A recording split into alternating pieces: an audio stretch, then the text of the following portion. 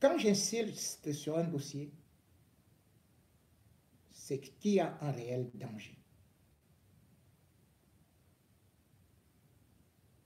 J'ai parlé beaucoup de l'affaire Samuel Eto'o pour attirer l'attention non seulement de la jeunesse camerounaise, mais aussi même africaine et du monde entier.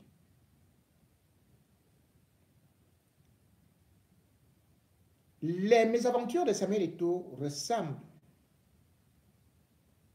aux aventures de tous ceux qui, après avoir compté sur Biya, ont fini sur le gris.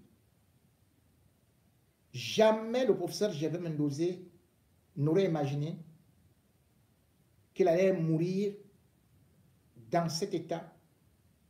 Lui qui chantait des cantiques, faisait des témoignages, utilisait la CRTV comme le tam-tam de Paul Biya. Il n'avait pas imaginé qu'il ne serait qu'une brindille sur son lit. Jamais.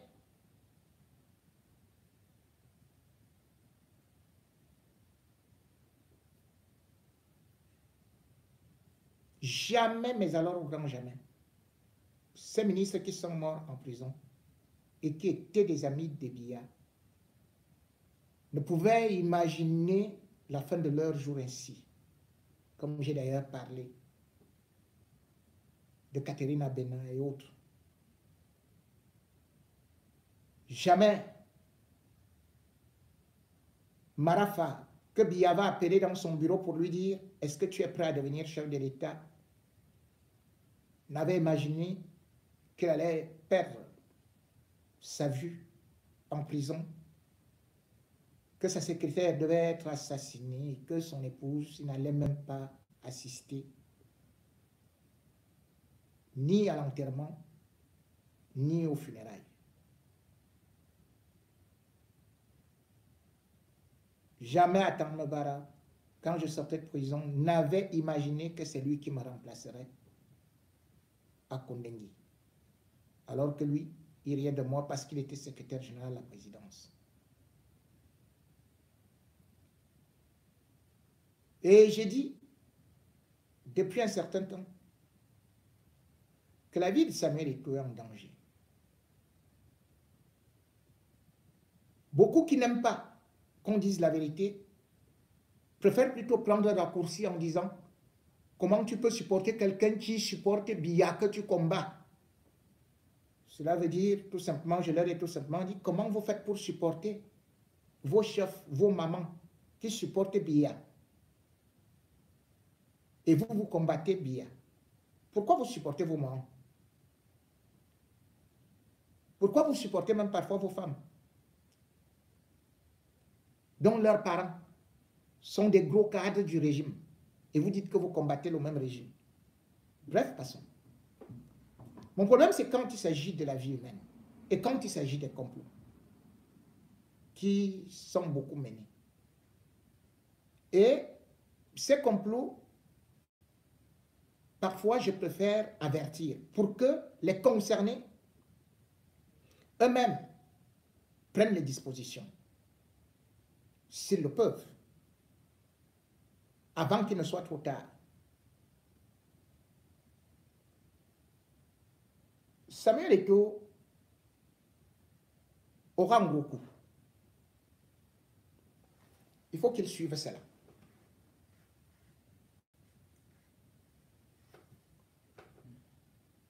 Sauf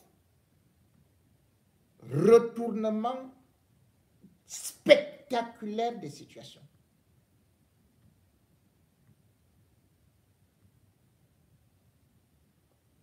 Mardi 25 juin, je crois que c'est le 25 juin, je ne sais pas si ça tombe mardi, mais je sais que la date du 25 juin, Samuel Eto'o risque d'être suspendu par la CAF.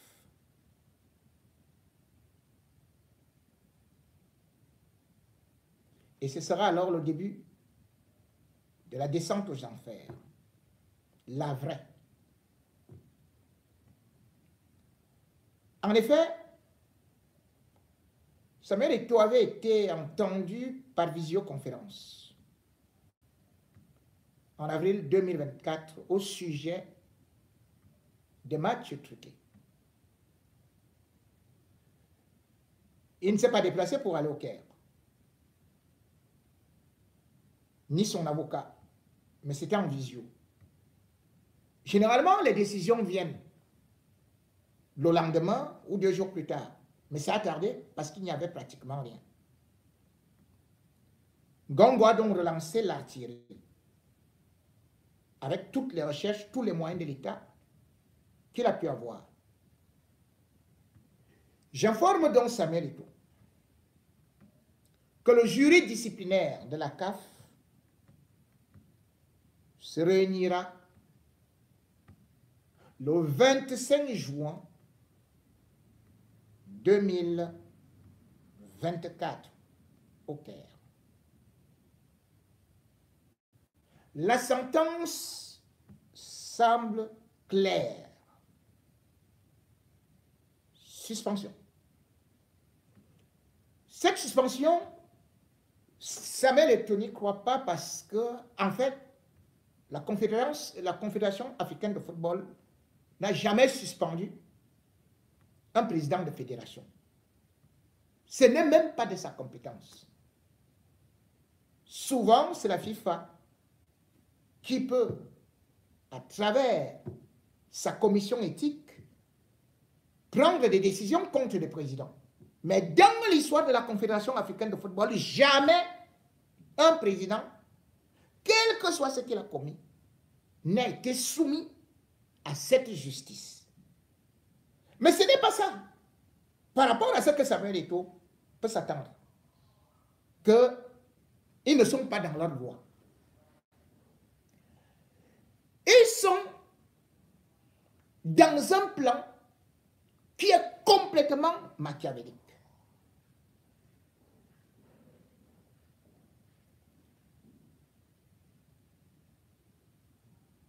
Samedi 22 juin 2024, une réunion dans la matinée au petit déjeuner s'est tenue à l'hôtel Starland à Bonapriso. Était présent le ministre Mbaragamboa. Samuel, j'espère que c'est ton ami. Mais il était accompagné de Maître Dieudonné Api. J'espère que Maître Dieudonné Api, c'est aussi ton ami. Sauf que Maître Dieudonné Api, que toi-même tu avais placé au niveau de la normalisation, c'est lui qui va bien te noyer. Des valises d'argent, de mallettes sont transportées en direction du Caire, où les jurys seront correctement bien arrosés pour la suspension minimum 5 ans. Pour l'instant, je dis à l'instant T, le plan est en marche.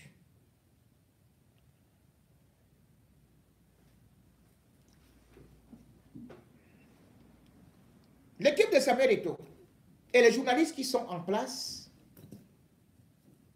peuvent d'ailleurs aller vérifier une information à Starland Hotel.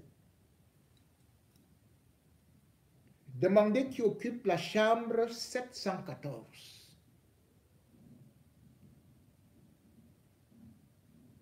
Maître Api, qu'est-ce que tu fais là-bas? Je connais ce que vous vous êtes dit. Mais c'est petit. Tu seras trahi. Et je vais t'afficher.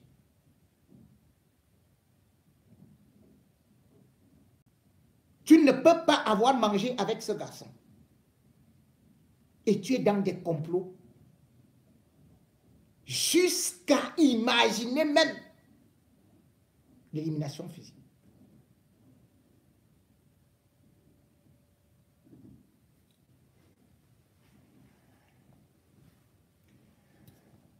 D'où sort l'argent?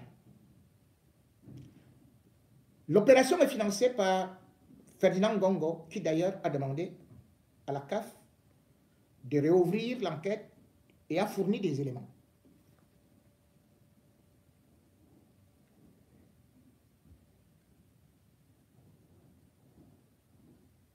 Sous prétexte des deux matchs contre l'Angola et le Cap-Vert, Ferdinand Ngongo, qui n'a pas compétence à gérer directement l'argent de la FECAFOOT, avait réussi à faire sortir presque 700 millions. On ne peut même pas très loin de 800 millions. Pour 2 matchs. Vous avez aussi pu constater la double dotation qu'il a offerte à l'ONIS, qui a été dénoncée par la FECAFOOT. C'est-à-dire une facture qui a été établie par Bell, qui a été payée par la FECAFOOT, et puis subitement la présidence de la République va encore payer à Joseph Antoine Bell.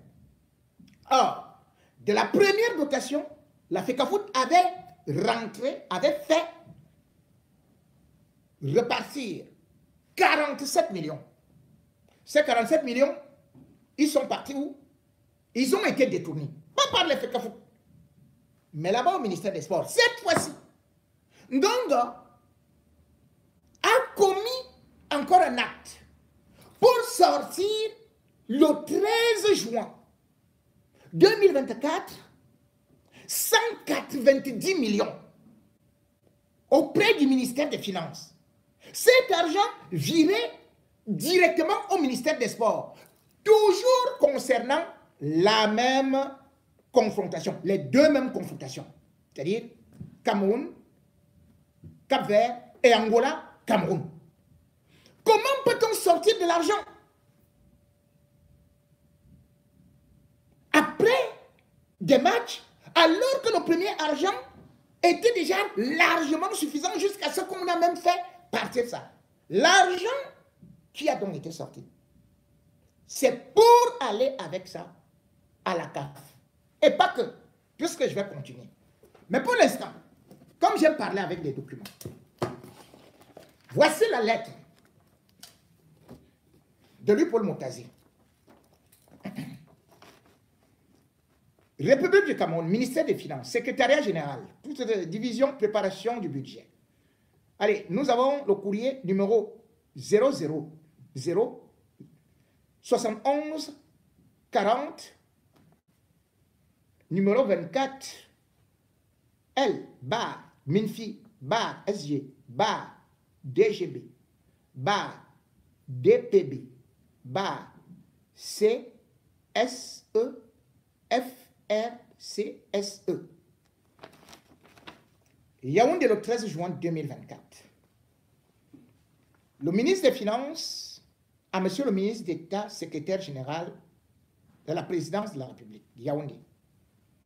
Référence V/L numéro 153 CF SGPR du 5 juin 2023. Objet: dépenses supplémentaires liées à la préparation des lions indomptables pour les rencontres avec les sélections du Cap-Vert et l'Angola. Comme suite à votre lettre de référence, par laquelle vous avez bien voulu me demander de procéder au déblocage en urgence de la somme de 190 millions de francs CFA, représentant les dépenses supplémentaires liées à la préparation des lions indomptables pour les rencontres avec les sélections du Cap-Vert et de l'Angola, comptant pour les éliminatoires de la Coupe du Monde de football 2026.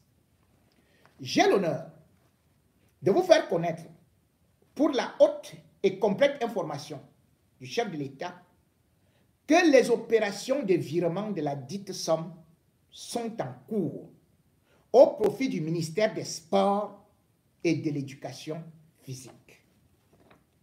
Signé Louis-Paul Motazi.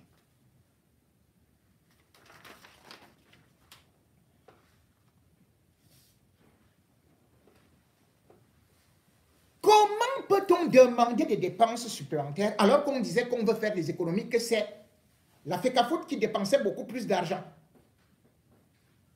Et les dépenses supplémentaires arrivent quand les lions sont déjà ne sont plus là, sont en congé. Il n'y a plus rien à payer. On a même remboursé 47 millions. Et on fait un virement au ministère des Sports. Cet argent, donc, selon les plans de Ferdinand Ngongo, sera transporté par mallette, est transporté par mallette pour la suspension de Samuel Eto'o. Et l'opération a déjà été anticipée. Samuel Eto'o, lui, il attend peut-être quand on va lui annoncer la suspension. Parce que je dis, guettez le jour du 25 juin 2024. Moi, je donne toujours des dates précises. 24 juin 2024, il y aura quelque chose venant de la CAF.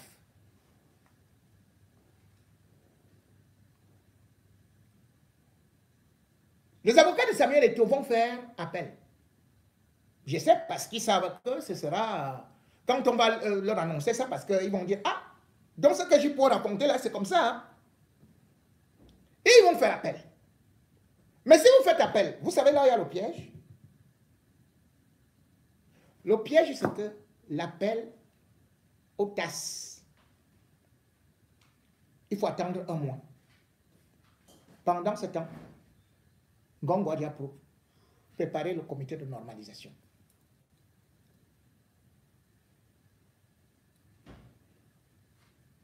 Le comité de normalisation est déjà prêt. Et ce n'est pas tout.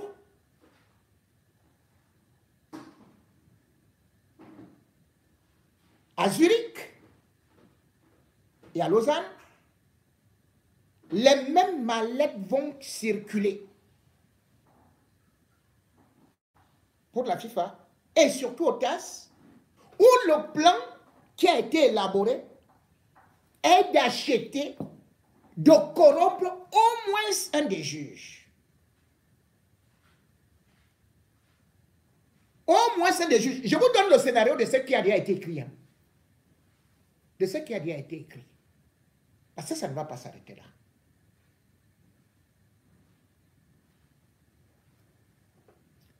Du coup, ils auront encore la chance de remporter là-bas. Et tout ceci, Samuel Eto'o débarqué, Sédou Momonjea a la possibilité de continuer avec Motsepe en 2025.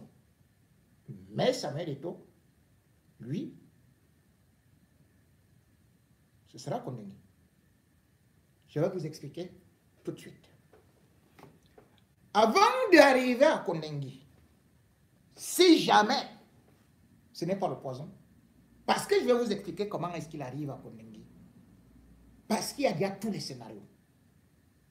Parce que Biya va bientôt entrer en jeu. Pour vous dire, quand je combats quelque chose, quand je dénonce quelque chose, c'est que j'ai des éléments, que je sais que ces gens, c'est une association de malfaiteurs. C'est des gens qui ne sont ni pour le sport, ni pour ceci, mais c'est des destructeurs. Je vais vous faire écouter quelqu'un d'entre eux qui est aussi dans le complot,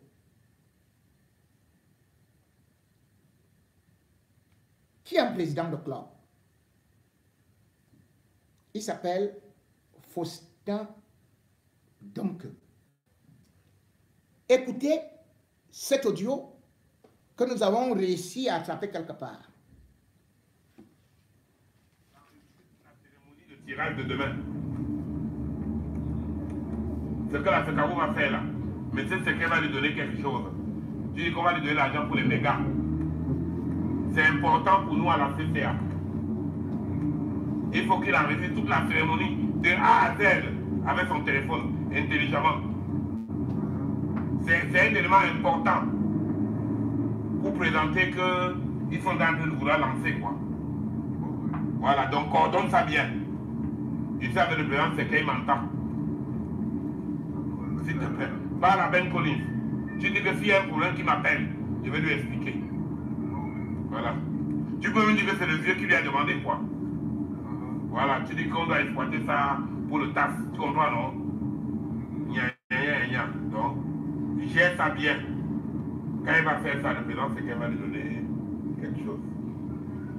C'est un élément très important. Vous avez fini comment ça a été?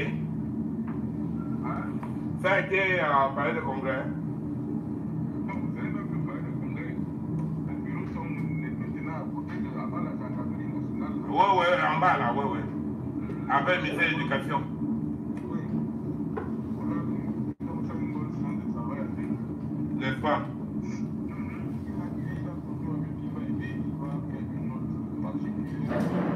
N'est-ce pas?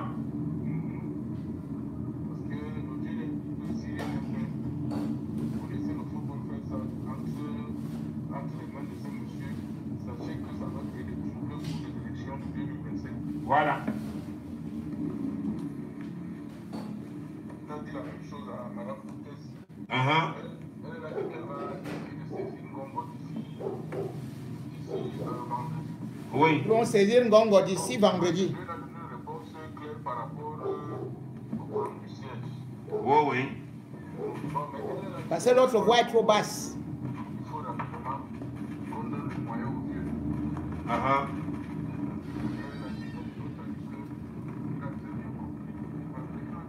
C'est trop bas. C'est trop bas l'autre qui parle là. Pourtant, il dit beaucoup de choses là-bas.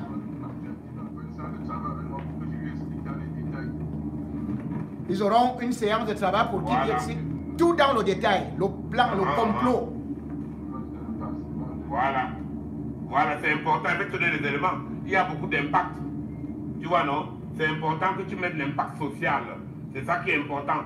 Là, c'est là où tu inclus Ndialakwan. On doit avoir une discussion là-dessus. Parce que tu dois mettre beaucoup d'impact social, quoi. Qu'on montre que c'est surtout Stade de Bertois. N'oublie pas Stade de Bertois. Donc, tu vas région par région. Il y a le feu. L'Est, Stade de Bertois. Il dit qu'on doit mettre le feu. Mungo, Aigle du Mungo. Hein? Sud-Ouest, Ndialakwan. Nord-Ouest, Ranger de Bafout. Voilà comment tu dois présenter. Laisse-le le café de Panthère. Amène sur l'aspect social. Stade de Bertois. C'est-à-dire que c'est une poudrière qui peut éclater à tout moment. Bon, Lausanne, Anguissa, Yaoundé. Tu comprends, non? Voilà. Il y a des choses, tu as compris. Voilà le cadré. Parce qu'il faut lui expliquer. Quand tu as parlé de tout le problème du droit que tu as préparé pour la présidence, là, et le Premier ministre, tu lui indiques l'impact d'où va sortir le feu. C'est que s'il a fait le championnat sans Stade de Bertois, et il a fait sans Aigle de Mungo en Ligue 1, parce qu'il veut favoriser ma chaîne, sans Lausanne, hein? Ça sera grave. Tu comprends, non? Tu mets le feu. Tu prends les décisions là. Ça, tu dois avoir ça. Stade de Bertois, Lausanne, et tu lui rappelles que, justement, il a mis ces commissions-là pour tuer ces gens-là, les bras armés. Et que voilà la poudrière qui se prépare. Que les gens sont calmes comme ça, ils attendent seulement. Hein? Voilà. C'est-à-dire que tu fais la même position, mais tu dis, monsieur le Premier ministre, hein? Voici l'impact, la poudrière qui attend. On a Bertois, on a ceci, Lausanne. Ça, c'est à la fin quand tu t'expliques. Fais bien le tableau. Hein? Voilà. Tu sais comme la FAV Binon pas de là. Situation d'alerte sociale. Voilà, tu vois ce que je dis, non? Tu fais. Vous lui montrez que si rien n'est fait, voici ce qu'il va avoir. L'Est, pièce 1. Lausanne, pièce 2. Aigle du Mungo, conséquent du match temps. Tu expliques pourquoi est-ce qu'ils disent que Stade de Bertois n'a pu jouer. Parce qu'ils avaient peur que Dynamo ne va pas gagner et c'est Aigle du Mungo qui va monter. Hein? Voilà, il faut avoir ce paquet social, là, impact social. Donc, une petite chemise à part. Donc, à tout de ce que tu as fait là, on fait une autre annexe, voilà. Annexe, impact social. Tu as vu, non, Pasto? Ah, voilà. Là-bas aussi, il y a des pastos, hein, chez les hiboux. Le classement avant cette journée-là, explication, tac, tac, tac, tac, tac, tac. Voilà. Tu sais, le président, c'est qu'il écoute. J'ai dit quelque chose qui ne passe pas. Tu vois, non? Voilà, on fait, tu fais bien l'intitulé fort là. Impact, alerte. Hein? Voilà. Tu laisses les affaires de panthère là, on reste sur cela. Que voilà l'enjeu. Puis ça touche l'Est. Rangers, Bafoot. Donc quand je serai le président pour 5 ans. Hein? Voilà. Tu laisses les affaires de Ndameni, c'est trop compliqué. Reste avec les justices criardes. Anguissa. Tap, tap, tap, tap, tap. Voilà. Il y a peut-être un document que je vais te donner en confidentiel. Tu vois, dans la demande de nullité de championnat. Parce que là, on voit beaucoup de clubs, c'est important. Je vais te donner ça. Qui demande, tu vois, si tu as la décision, qui demande le constat de nullité. Hein? Voilà. C'est bon, on va travailler là-dessus. Je vais t'envoyer ça. Mais tu as là compris l'idée, non? Tu commandes à faire le draft. Dans le chapitre, puisque tu fais semaine petite là, tu dis que tu lui adresses quoi? Hein? À lui, parce que quand tu vas parler avec lui, tu laisses un document, il faut que tu prépares un truc. Hein? Monsieur le vice-premier ministre, tu comprends? C'était de la comité centrale. Hein? Je viens vous présenter la situation. DAC, premier package, situation juridique. Deuxième annexe, impact. Tu as vu, non? L'impact doit venir comme conséquence de la situation juridique si rien n'est fait. Voilà. Bien sûr, en mettant maintenant le truc de résolution des clubs, nanana. Mais ça, ce n'est même pas le plus important. Le plus important, c'est l'impact réel. Hein, Pasto? Que si rien n'est fait pour Bertois, hein, si rien n'est fait pour l'Aigle, si rien n'est fait pour le Lausanne, parce qu'on veut favoriser à tout prix Dynamo, il y aura. D'ailleurs, voilà les gens qui sont réunis pour demander la nullité. Hein, le conseil nullité de tout ce qu'il y a eu comme décision. Voilà. Vraiment, j'étais tout dit, je n'ai même pas encore mangé. Le président, c'est qu'elle m'a même pas, il m'a laissé en route pendant des heures. Et suivez autre révélation. Bon. On dit à tout à l'heure, non? Suivez cette dernière petite révélation avant que je n'arrête. C'est même qui était chez Kouété. C'est même qui était chez Kouété. Oui. Il est sorti. Bien sûr. Il a commencé à faire un signal. Oui. Il a commencé à donner la règle. Il disait que Kouété, quand il était président, Kouété était membre de Tonnerre. Jean Kouété. Tu me suis? Oui, c'est un membre de Tonnerre. Ah bon, hein? Même au temps de le dernier là, et son mamani, il cotisait, il continue à cotiser.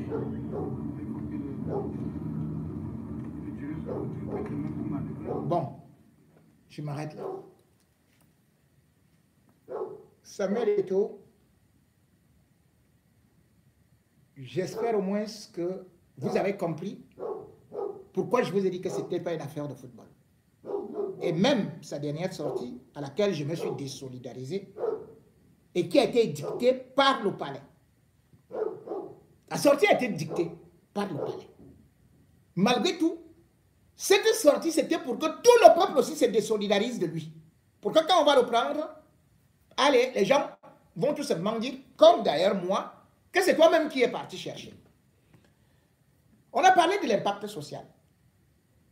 Et vous savez que l'impact social en ce moment, au moment où Biya s'apprête à prendre le dernier mandat avec lequel il va finir le pouvoir parce qu'il entend certainement mourir au pouvoir, l'impact social, dès que vous l'invoquez, dans les oreilles de Biya, c'est cuit.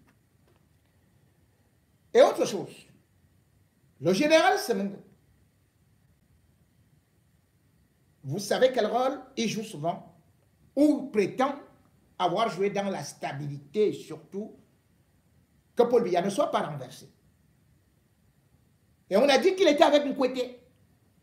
Nkwete, c'est qui? C'est le patron du RDPC.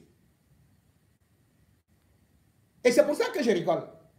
Quand on me dit que Joseph Owona, Grégoire Owona, est l'ami de Samuel Eto'o. Non! Samuel, quand on était dit qu'il te prépare le cube magie là, c'est ces gens-là. C'est ces gens-là. Mais comme tous les plans sont mis pour te finir, et que toi-même tu es tombé dans le jeu, c'est-à-dire que on t'avait dit qu'ils vont te dire de supporter bien. C'est pour ça qu'ils ont commencé à te faire des pressions. Mais malheureusement aussi, ils ont utilisé aussi les gens, soi-disant activistes, pour te faire aussi de la pression. Comme ça, tu crois que c'est l'opposition qui te combat. Or, c'est une partie d'activistes et certaines personnes qui n'ont pas compris le jeu dans lequel tu étais. Parce qu'on a cru que tu étais devenu très dangereux, surtout pour Ngongo. Pourquoi?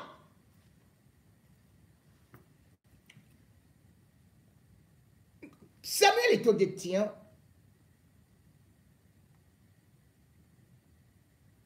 un document qui ne doit pas sortir. Et je crois que, Samuel, il faut que tu sortes ce document. Sinon, moi, je vais le sortir parce que moi, je l'ai obtenu. Quand Samuel Eto'o arrive à la FECAFOOT, il va faire un audit.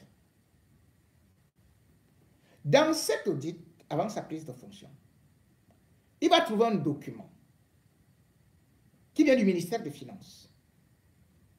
Et ce document demande à la FECAFOOT, c'est un redressement fiscal de l'ordre d'1,7 milliard que la FECAFOOT devait au ministère des Finances. La réalité, c'est que Seydou Mbombo Njoya et ton ami Api. Et d'ailleurs, je crois que tu es déjà au courant de ça, parce que l'audit est quand même clair. C'est eux qui faisaient entrer les engins agricoles, les caterpillars, les machins, au Cameroun, sans payer la douane.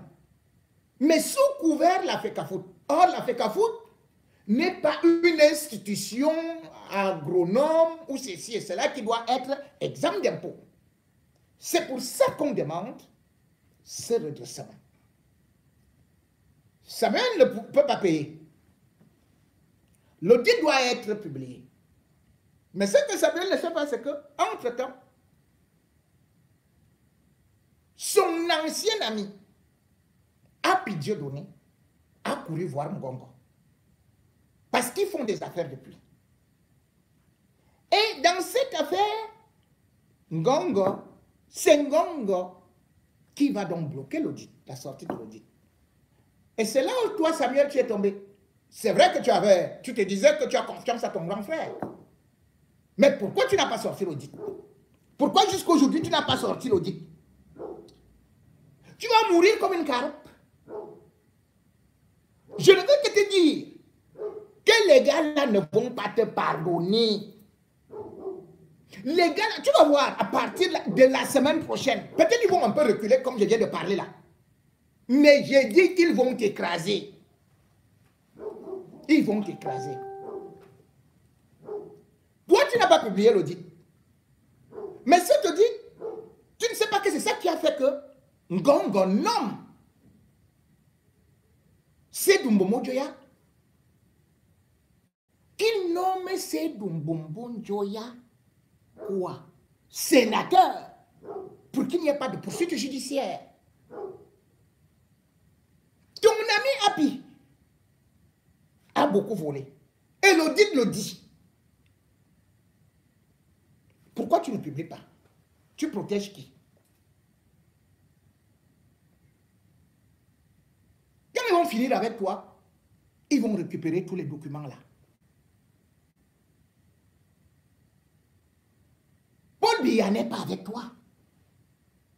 Pourquoi? Parce que ils ont tout prévu. Pendant qu'on sera au truc de normalisation, parce qu'une bonne partie du peuple t'a déjà dit ça, t'as abandonné. Depuis que tu as dit que moi, j'avais soutenu Paul Biya en 2018, donc je continue à le soutenir. Ils t'ont dit que c'est avec ça que Paul Biya allait te laisser. Non. Ils ont déjà programmé autre chose que j'avais commencé à te dire. Et le plan secret, c'est qu'ils sont en train de monter tous les éléments pour montrer à Paul Biya que tu veux déstabiliser le pays. La preuve, je vais lire un document qui circule, et je crois d'ailleurs que tu as aussi obtenu ça, sur des réseaux sociaux, soi-disant une interview de Roberto Carlos. Je t'avais dit, et si vous êtes témoin, vous qui me regardez, même ceux qui n'ont plus la possibilité de me regarder parce que l'autre, enfin, ma page Facebook a été attaquée. Et vous savez que quand ils attaquent ma page, cela veut dire que ils veulent déjà descendre une grande personnalité. Il faut diminuer mon audience. C'est comme ça qu'ils avaient fait avec Martinez, hein, quand ils voulaient tuer Martinez Zogo. Ils se sont d'abord attaqués à moi. Ils ont bloqué ma page de 1 200 000. Allez, 4 jours après, boum, c'était parti. Je sais que tu es prudent, mais tu n'es pas aussi prudent que ça. Et d'ailleurs, tu es entre leurs mains. Voici une lettre où on prépare déjà l'opinion. Ils disent que c'est une interview de Roberto Carlos. On ne sait pas la source. On dit c'est Record TV Brasilia. Je suis allé sur cette chaîne. Je suis journaliste. J'ai cherché le nom du journaliste qui a fait l'interview. Je n'ai pas trouvé. Quand l'interview a été faite, je n'ai pas trouvé. Et pourquoi c'est maintenant que l'interview d'une rare gravité peut sortir sur Samuel Eto'o concernant la sûreté de l'État? Écoutez donc, ils écrivent journaliste. Ah, ils écrivent. Hein. Moi, je n'ai jamais eu la qualité d'interview. Journaliste. Roberto Carlos, bonjour. Donc, c'était le jour. Hein. Donc, les journalistes vont pour dire bonjour. Bon, Roberto Carlos répond, bonjour madame. Ah, la journaliste. Et après, la journaliste pose la question. Après plusieurs tentatives pour avoir cet entretien avec vous, nous y avons parvenu. Enfin. Roberto Carlos répond. Oui, madame, mais ça ne dépend pas de moi. J'ai un agenda extrêmement surchargé. La journaliste dit, exactement, on vous voit courir de pays en pays, ici en Amérique latine, vous rencontrez les chefs d'État et vous signez des contrats avec de fortes sommes d'argent. Que les proposez-vous? Suivez maintenant la réponse de Roberto Carlos. Cela n'est un secret pour personne ici au Brésil. Je suis un contractant à Rostec, une société de production et de vente d'armes russes. Mon ancien président, Souleymane Kerimov, à Andi Makashkala, détient les parts dans ce complexe militaro-industriel russe. Il m'a approché et m'a proposé le deal. Donc, utiliser ma popularité pour approcher les chefs d'État et gouvernement pour leur proposer les armes et le matériel militaire de Rostec. Nous sommes deux anciens footballeurs. Suivez bien. Nous sommes deux anciens footballeurs ayant joué à Makashkala, à avoir eu ce privilège. Moi et Samuel Eto'o. Samuel Eto'o est écrit en gros caractères. Voilà pourquoi vous verrez qu'en Afrique, Samuel Eto'o est aussi très proche des chefs d'État et gouvernement. Et dire, il n'y a que deux anciens joueurs à avoir joué à Andi Makashkala. Mais au moins, moi, je connais 5. Avant que le président d'Andi Makashkala ne mette la clé sur le paillasson.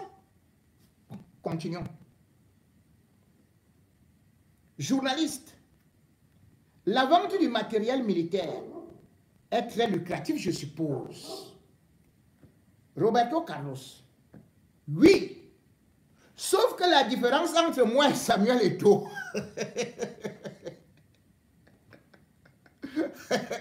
sauf que la différence entre moi et Samuel Eto'o à Rostec est qu'à cette époque, le président Kerimov a permis à Eto'o d'acquérir des actions à Rostec, vu qu'il touchait plus de 20 millions d'euros, ce qui représente une somme faramineuse en monnaie russe. Donc, ça le rapporte plus. Peut-être qu'on voulait dire que ça lui rapporte plus. Bon. Journaliste, quel type d'armes vendez-vous? Roberto Carlos. Ça dépend des pays et du contexte sécuritaire, par exemple. Eto'o, lui, vend. Il parle de lui. Maintenant, il parle d'Eto'o. Il ne parle pas de ce que lui vend. Il dit, Eto'o, lui, vend jusqu'au char d'assaut. Tous les présidents que vous le voyez côtoyer en Afrique, il leur a vendu, mais ils écrivent ici, il les a vendus. Vraiment, même le français, là, même la traduction, là, je ne sais pas si c'était en russe qu'ils ont traduit. Il a vendu le matériel militaire. Il vient de signer un contrat avec le Bénin à plusieurs millions d'euros. Vous comprenez pourquoi est-ce que certains disent qu'il est allé au Bénin, qu'il est marabout, qu'il est parti voir les marabouts? C'est pour que vous ayez ça dans la tête, que oui, Eto'o était au Bénin, alors qu'il n'était pas au Bénin. Des fausses informations. Ils ont fabriqué ça, je vous ai dit, avec des activistes.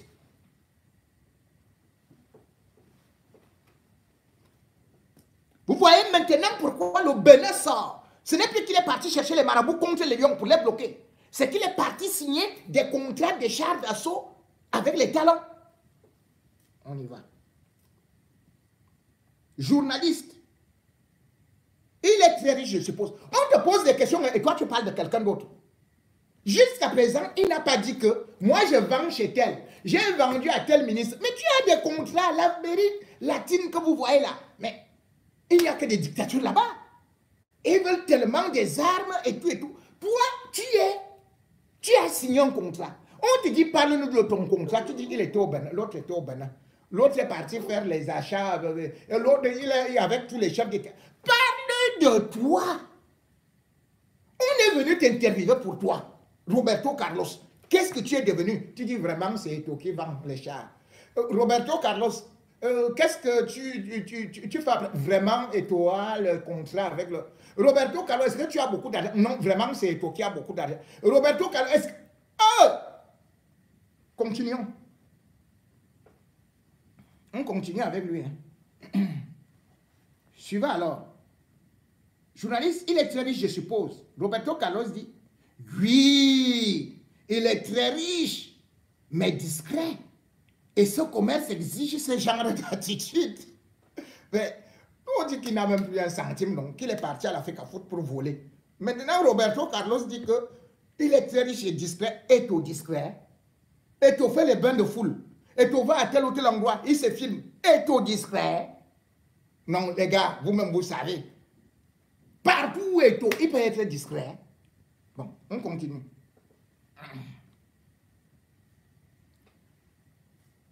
Après, on lui dit encore. Le journaliste dit, ce n'est plus Roberto Carlos, on dit, le journaliste lui pose la question. Il est très combattu en ce moment par des ministres de son pays. Le Roberto Carlos dit, oui, c'est parce qu'il a trouvé un vaste réseau de corruption d'État dont il a coupé le cordon, d'où la haine. Il défend déjà Eto'o.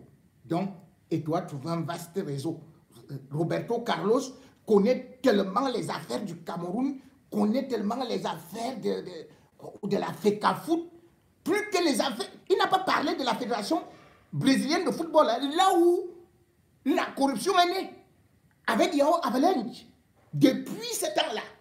C'est-à-dire que s'il y a eu l'affaire de la FIFA, toutes les dénonciations qu'il y a eu, avec les Blatter qui finalement ont été virés, mais la racine, ça venait d'où? C'était là-bas au Brésil.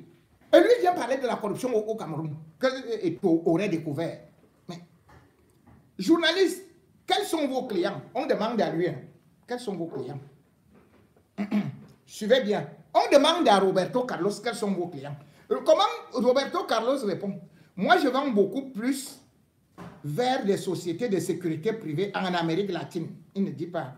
Mais Eto'o, lui, vend au gouvernement qui lutte contre le terrorisme. Voilà pourquoi vous le verrez toujours avec les présidents africains. Ouais.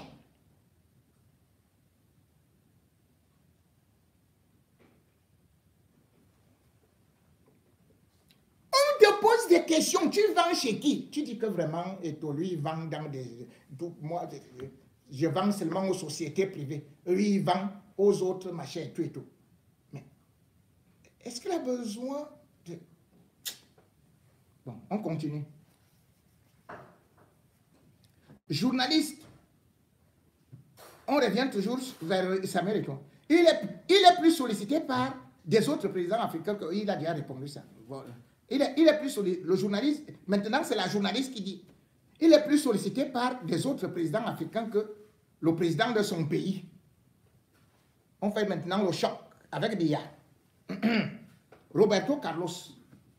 Oui, il est très populaire en Afrique et même ici en Amérique latine. Il est trop populaire, sauf que l'Afrique tue ses talents.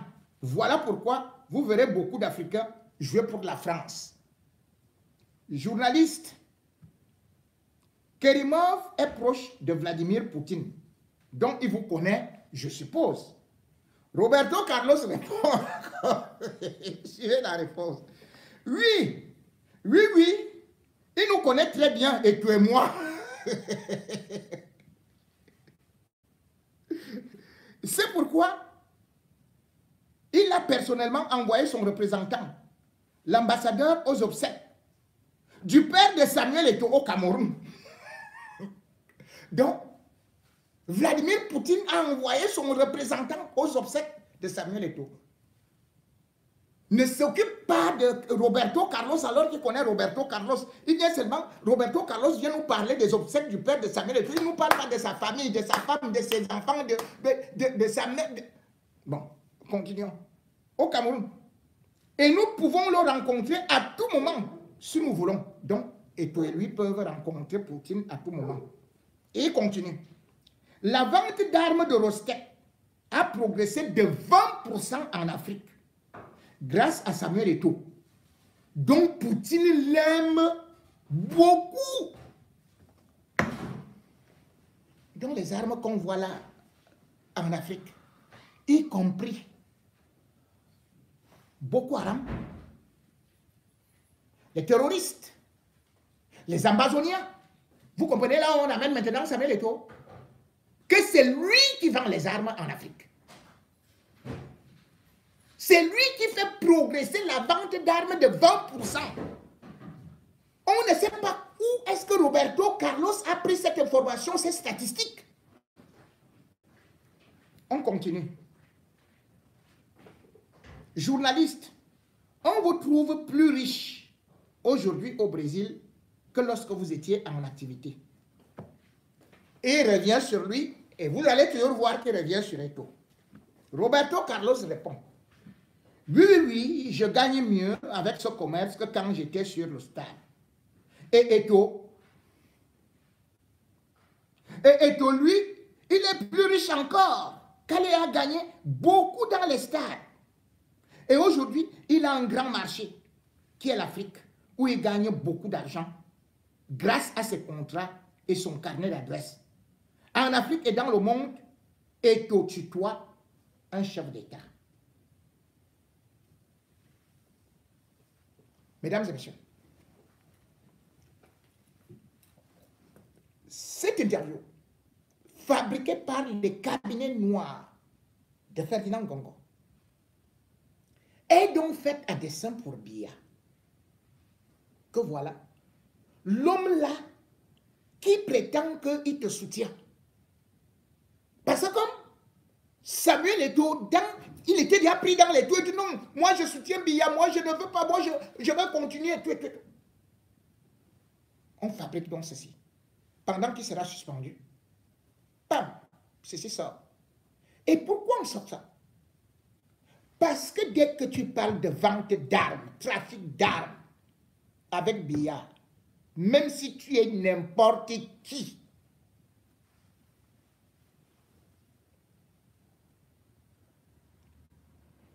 et on passe par les armes, pourquoi?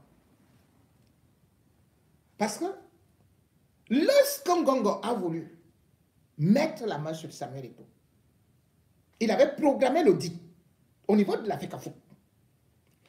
Il a vu que l'audit qui devait être mené par le contrôle supérieur de l'État, qu'il maîtrise, ça allait partir où? En justice. La justice, c'est qui? Entre les mains de Laurent Esso, son pire ennemi. Laurent Esso n'allait jamais mettre Samuel Eto'o en prison. Voilà pourquoi est-ce qu'il a vu que non, on perd le temps. Et que Samuel Eto'o, pendant les audits, pouvait renverser l'opinion internationale et même nationale, parce qu'on allait voir qu'il est persécuté et qu'on allait voir justement le vrai plan, que cette histoire qu'on nous disait, oh, on refait les lions avec les marques Brice et tout, que c'était. Non. Ngongo a vu que ça allait échouer vers ce côté. L'affaire des armes, quand vous voyez celui qu'ils vont recruter, qu'ils appellent le Russe, qu'ils nomment comme étant maintenant le coordonnateur des équipes nationales, c'est parce qu'il a été avec Samuel Eto'o en Russie. C'est lui qui doit donc venir fournir les témoignages, confirmer que tout ce qu'on dit là est vrai. Que Samuel Eto'o était dans le trafic d'armes. Surtout que, dedans, ils ont aussi mis Ngongo, Mbongo. Que Mbongo était en affaire avec Samuel Eto'o. Ils avaient déjà glissé ce papier. Maintenant que Samuel Eto'o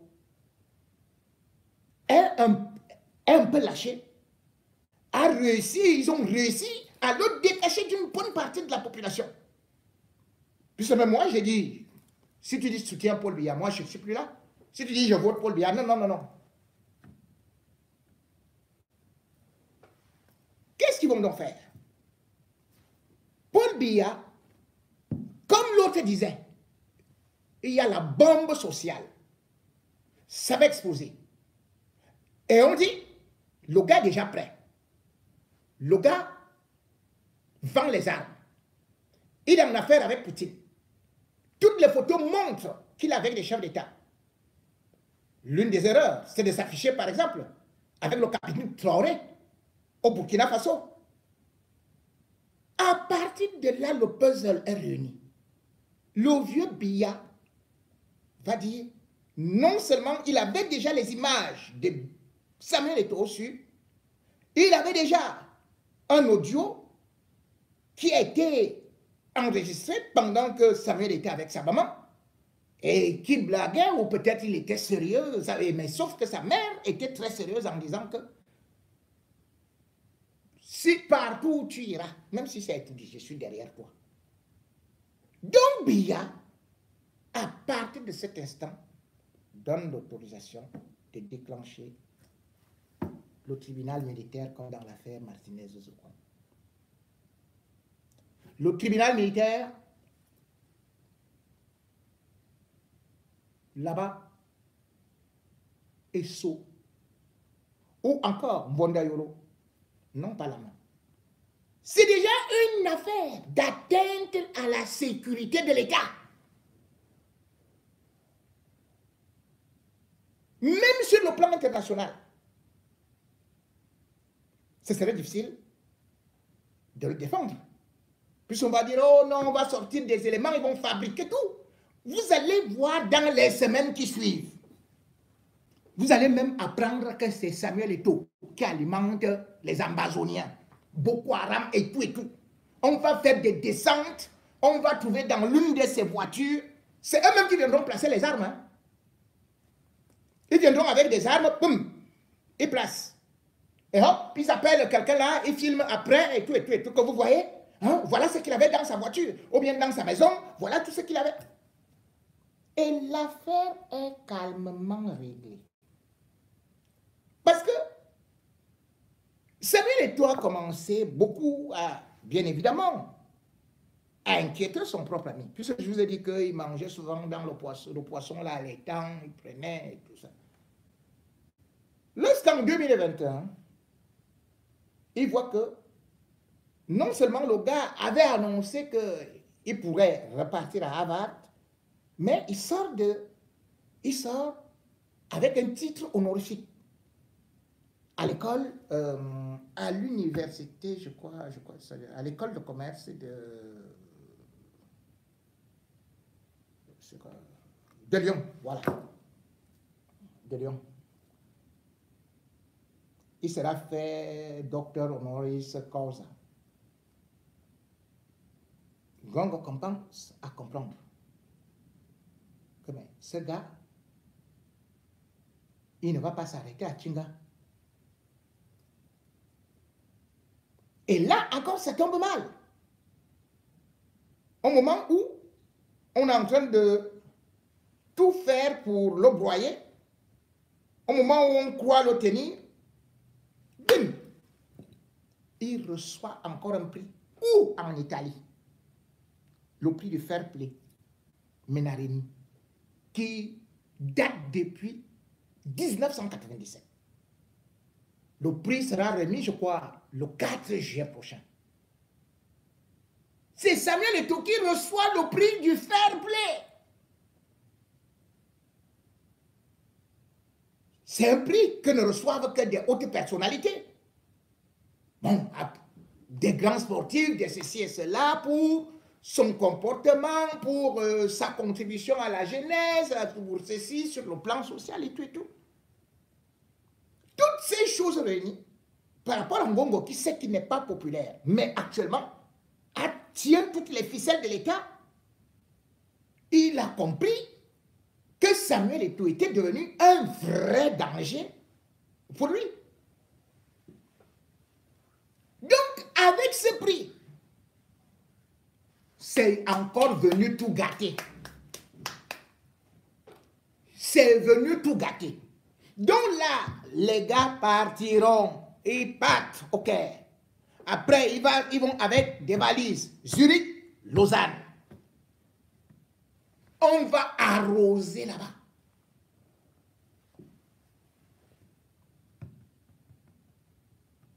Ah oui, malheureusement, quand on a été élu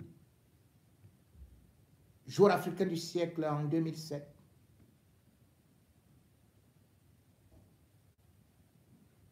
quand on a connu des hauts et surtout des grands trophées, on ne doit pas aller s'embourber avec les Ngongo, avec le vieux régime Biya. Samuel Eto'o est parti se mélanger avec ces gens qui ont des ambitions illimitées, oubliant que eux, ils sont beaucoup sacrifiés. Je lui demande, par exemple, pas seulement de lire le livre de Titus Edouard, mais de voir tout simplement les déclarations de Catherine Abena. Les confidences qui ont été faites par Bapes, qui disait qu'il avait tué tout le monde autour de lui pour arriver au sommet. Là, il est là. Au Cameroun, ceux qui mangent avec toi là, c'est des grands assassins. Et c'est des gens qui sont prêts à tout. D'ailleurs, même Biya, a-t-il hésité d'éliminer sa femme pour garder son pouvoir? Personne n'hésitera pour te faire du mal. Parce que tu es un vrai obstacle, Samuel. C'est à toi que je m'adresse. Je sais que tu vas regarder ou que tu es en train de regarder cette vidéo. Et là, même comme les faux Roberto Carlos que j'ai tenté de contacter, y compris son adjoint, qui ne reconnaît pas cette interview, mais Biya, lui, n'aura pas le temps de vérifier quoi que ce soit. Et puis, il y a de gros intérêts. Peux-tu combattre Motsepe? Motsepe, il est là-bas à la CAF. Et ne vois-tu pas que même lors de la dernière CAN, c'était toujours Sédou Mboumoudjoa qui était assis à ses côtés? Ne vois-tu pas ce qui s'est passé avec l'histoire des brasseries du Cameroun et surtout les 500 000 $? Et il y a beaucoup d'intérêts en jeu. Des intérêts économiques, des intérêts politiques. Ce n'est donc plus du sport dont nous parlons, mais plutôt peut-être du sport de la mort, où tu dois non seulement savoir dribbler,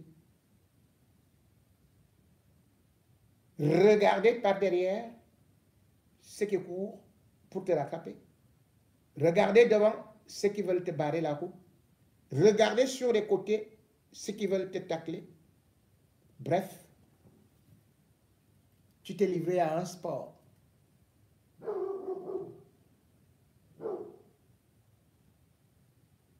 très dangereux, où chaque jour qui passe, l'étau ne fait que se resserrer.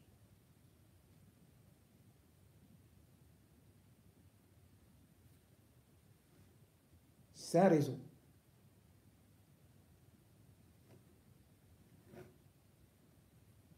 Et ça fonctionne comme un système de mafioso. On appelle ça le rouleau compresseur.